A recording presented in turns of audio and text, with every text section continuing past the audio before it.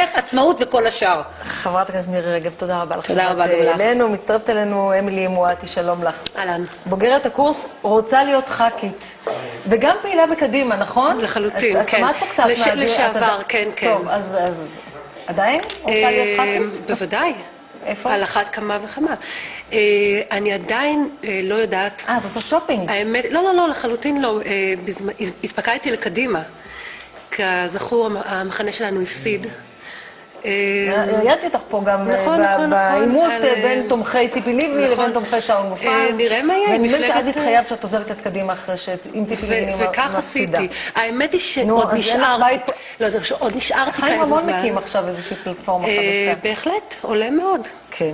מה שלא עולה זה התגובה של קדימה למפלגה, לרעיון הזה. לא, אבל את רואה פה את הבוקה מבוקה ומבולקה, ואת עדיין אומרת לעצמך, אני רוצה להיות במקום הזה, למרות שאת לא יודעת על איזה פלטפורמה לשבת. אני יודעת מה אני רוצה.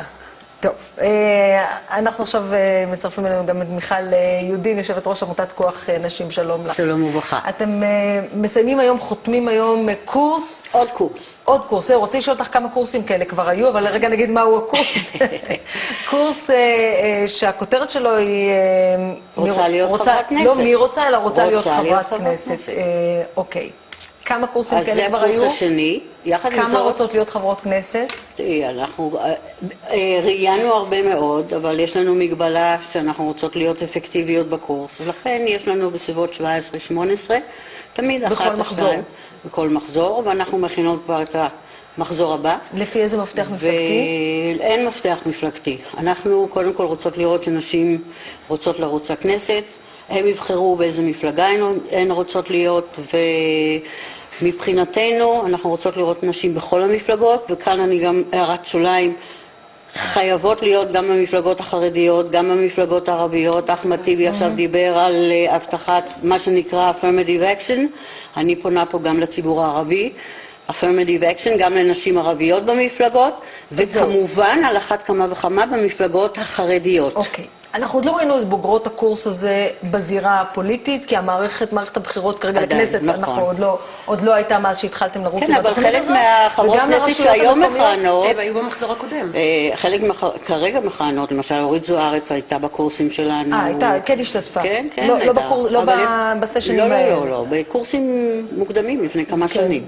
שאתם קידמתם. אנחנו קידמנו ואנחנו עדיין עם קורסים לקראת הבחירות המוניציפליות לנשים. אבל מה שאתם עושים פה, אתם כאילו הופכים את הסדר. בדרך כלל יש מפלגה, ובן אדם מתפקד למפלגה, וזה אני שואלת אותך, ואז הוא מתקדם בתוך המפלגה, הוא בהתחלה פעיל, ואחר כך אולי גם ככה מתברג לתוך הרשימה, וכן הלאה וכן הלאה. אתם הופכות, את אומרת לסוף, קודם כל אני רוצה להיות חברת כנסת, ואז אני אמצא את המפלגה המתאימה שבתוכה, בתוך המסגרת הזו אני אוכל לעבוד.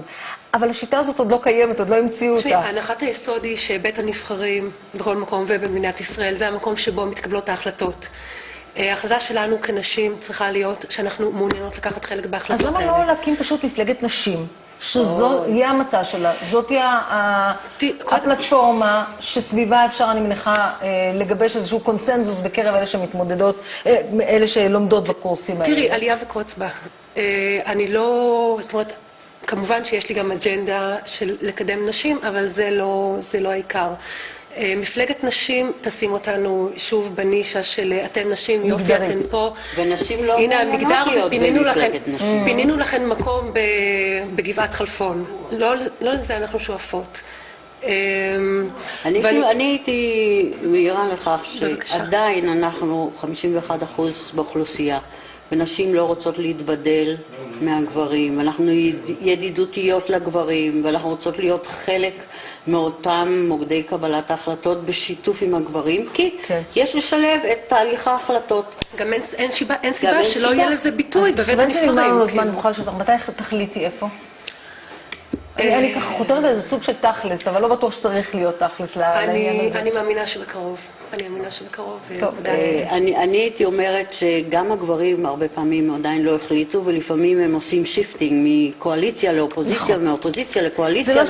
זה לא שאלה רק לנשים. אני רק שואלת בגלל שזה קורס כזה שמכין את הנשים אנחנו מכינות אותם להכיר את הכנסת, להכיר את הוועדות, מה שהרבה פעמים גברים אין להם מושג למה הם נכנסו, אבל הם לומדים תוך כדי. נשים רוצות ללמוד לפני שהן נכנסות, ואנחנו עם זה נותנות להם את הכלים איך להתמודד, איך לגייס כספים, ולכן מבחינתנו אני חושבת שהן באות הרבה יותר מוכנות לחיים כבר מזמן הפוליטיים. לא רק אג'נדה פוליטית, אלא זה איך לעשות את זה ואיך להגיע.